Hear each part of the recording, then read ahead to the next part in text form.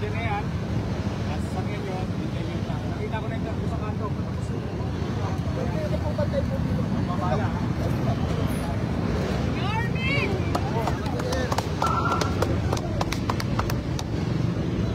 Galing mo, Yormi!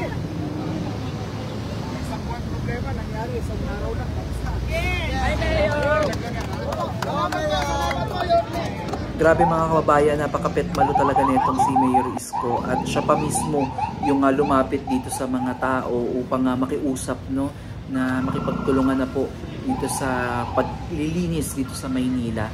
At in-inform niya nga po itong mga tao na ito na may paparating nga pong magkokolekta ng basura, yung Leonel, kung saan 24/7 naman yan iikot sa Maynila upang kolektahin po yung mga basura. So, hindi ko alam kung anong lugar itong pinuntahan ni Yorme, pero nakita niyo naman kung paano siya sinalubong at paano siya hinarap ng mga tao dito. At meron pa nga nakapagpa-picture dyan isang kagawad, no? At ayan, maraming nagpasalamat, maraming namangha dahil nga yung problema ng isang buwan, 'di ba? Isang gabi niya lang tatapusin siguro 'yan. So, ayun, panoorin natin kung susunod na pinuntahan ni Yorme Isko.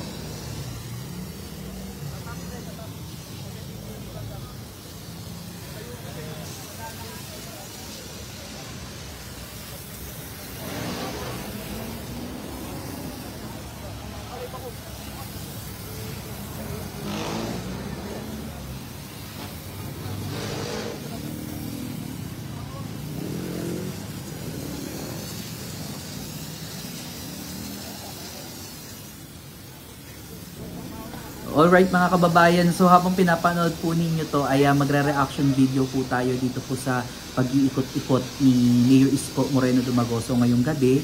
At since ito po yung unang araw ng kanyang pag-upo bilang alkalde po ng Maynila, sinabi niya nga po dito sa kanyang live na wala daw pong tulugan. So talagang kanina, no, magmula kaninang tanghali, siya po ay bumisita at ngayon ay nakatakda po siyang mag-rubing dito po sa ilang mga lugar dito sa Kamaynilaan. At asahan na nga po natin na tuloy-tuloy ang mga mapapanood nating mga update patungkol nga po dito kay Mayor Isko Moreno Dumagoso. Kaya mag-antabay lang po kayo dyan mga kababayan. So balik muna tayo dito, no, sa ating pinapanood. Grabe, no, napakakapal na po na itong alikabok na to na nakakapit na po talaga sa sahig dyan, sa bangketa, no. Pati itong pader mga kababayan, mamaya ipa-flashing din yan, power wash. Kumbaga kasama natin yung magigiting natin at masisipag na mga taga-engineering. I forgot kung anong district itong kasama ni Mayor Isko, no. Pero dito sa kanyang live ngayon ay makikita nyo po yung mga naging kasamahan niya noon, yung mga naging matalik ng mga kaibigan, kagaya po ni City Engineer Andres. Ayan, makikita nyo po, no, si Engineer Andres medyo hindi siya tumatanda, no, bumabata, pero medyo lumusog si Engineer Andres. And for sure mga kababayan, yan si Engineer Andres ay mamamayat yan dahil nga sa araw-araw na naman nilang pag-iikot dito sa Maynila. At aside from that mga kababayan, na nakita din natin si Sir Cesar Chavez, kung saan siya po yung naging Chief of Staff ni Mayor Isko Moreno Dumagoso. So pag sinabing natin Chief of Staff, siya po yung pinakamalapit, no, sa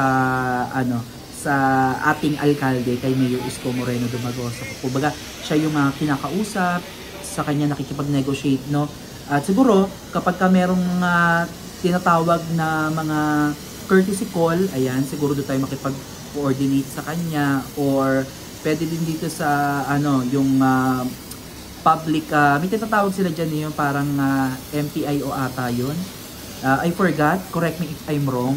Ayan sila Sir Julius dati, yung mini-message natin kapag gusto nating makasama at makapasok sa bulwagan, lalo na kapag may mga press conference, no. So ito grabe, no, yung kadugyutan na nangyari talaga sa Maynila. Talagang parang grabe, sa sobrang kapal, no, ang hirap-hirap linisin. At imagine kung gaano kadami yung basura, gaano kadami yung alikabok, gaano kadami yung tubig na mauubos dyan. At hindi biro yan, no, dahil napakalawak po ng Maynila. Imagine, hindi kaya yan ng overtime malinis. Pero ang kagandahan sa ginawa po ni Yorme Isko ay inumpisahan niya na. So, di ba?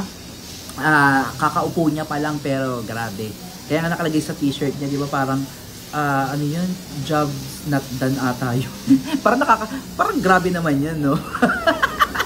Parang may patama talaga tayo sa, alam niya na, di ba? So, grabe mga kababayan, no? Hindi ko lubos akalain na ganito na pala yung kadumi yung Maynila. Kasi nag-stay na tayo dito sa Cavite ngayon. At madalang tayo makauwi ng Manila, not unless tayo ay may mga business transaction dyan.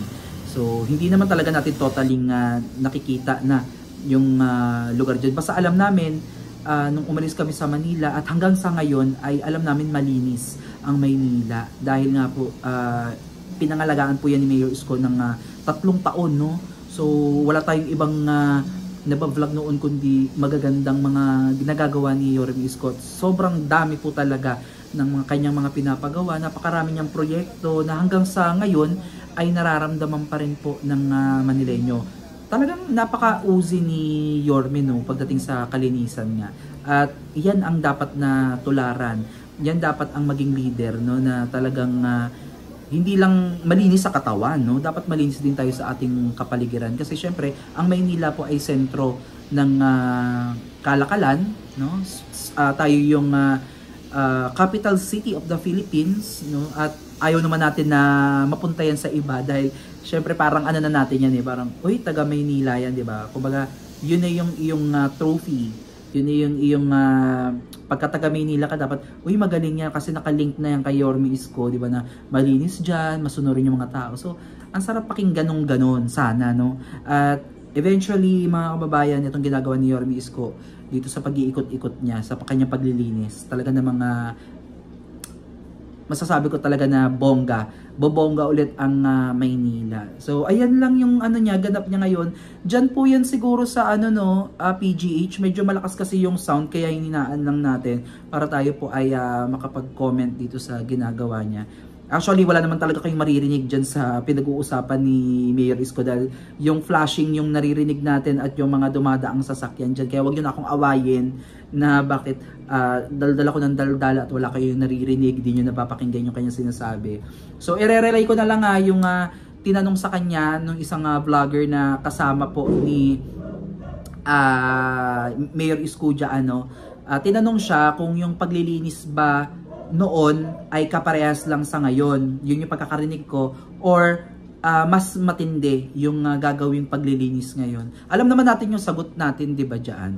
Kasi noon pa lang na tumatakbo pa lang si Mayor Isko bilang kandidato bilang alkalde ng Maynila, nasabi niya na yan na just in case na siya po ay manalo, may kakaiba na parang kakaibang leadership yung kanilang gagawin. Kung noon ay may pangil na, hindi ko alam sa ngayon, 'di ba? Siguro mas matindi, pero syempre may puso pa rin naman, no. Pero mas may ngipin kasi natuto na yan si Yorme Isko dun sa kanyang mga pinagdaanan noong 3 taon na nakalipas. So alam niya na yan, alam niya na yung totoong problema ng ng ating lungsod, ang Maynila. Alam niya ang tunay na problema ng kapwa niya Manileño, 'di ba? At bilang isang alkalde ng Maynila, syempre nasa kanya nakaatang lahat ng responsibilidad ng syudad. Pero hindi niya magagawa yun kung hindi po tayo makikipagtulungan sa kanya. Kaya yun mga kababayan, pakiusap lang namin sa inyo na kung kayo po ay may mga kagaya niyan sa simpleng pagtatapon lamang po ng mga basura, no? Kung sa inyong tahanan ay kaya nyo nang isegregate yung mga basura nyo. Kasi dito sa Cavite ganoon na yung ginagawa, sinesegregate na. Then may araw ng pick up ng mga basura, nabubulok, hindi nabubulok, tapos yung nare-recycle. So dalawa na lang naman yung gagawin nyo dyan, yung nabubulok at hindi nabubulok. Tapos yung mga nire-recycle, usually pwede naman nating ibenta yan at dagdag pa natin sa income natin, 'di ba? Para extra money na din natin yan. Pwedeng tayo na mismo yung magbenta, pero kung wala na kayong time, ibigay nyo na lang yan sa mga magigiting natin na naglilinis ng basura, kumukolekta ng basura. So para meron silang pangdagdag sa kanilang kita sa araw na yon. So ayun, excited ako mga kababayan na muli tayong makasama ulit dyan sa Maynila sa mga pag-iikot ni Mayor Isko Moreno Dumagoso, kung tayo ay pagkalooban ng Puong May Kapal, no, at tayo ay makabalik ulit sa Manila at isettle natin muna yung mga obligation natin dito at makasama tayo sa pag-iikot ni Mayor Isko. So ano sa tingin nyo yung ginagawa ngayon ni Mayor Isko? Comment down below, no? Grabe, walang tulugan. Anong oras na? Mag-aalas 10 na ata pero overtime na tong si Mayor Isko at pati yung kanyang mga kasamaan, bilib ako. Saludo ako sa inyo mga sir. Maraming salamat sa inyo at ngayon pa lang nararamdaman na namin yung pagbabago sa Maynila. Maraming salamat mga kababayan at mag-ingat po kayo. Please comment down below kung ano yung mga suggestion ninyo at i-comment nyo na din po mga kababayan kung ano ba yung opinion nyo about dito sa inyong napanood. At please don't forget to subscribe sa aming mga YouTube channel, Coppers Vlog po, and also dito po sa Manila Reborn. For more updates, God bless po. Manila, God first. Bye-bye!